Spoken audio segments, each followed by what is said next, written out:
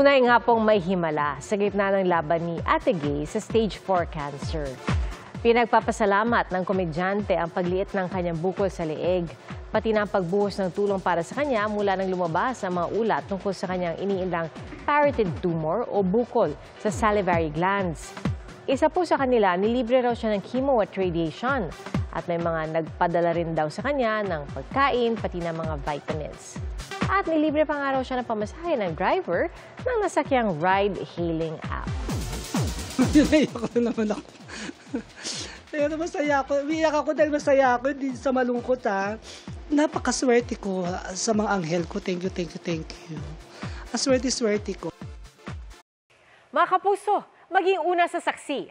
Mag-subscribe sa GMA Integrated News sa YouTube para sa iba't ibang balita.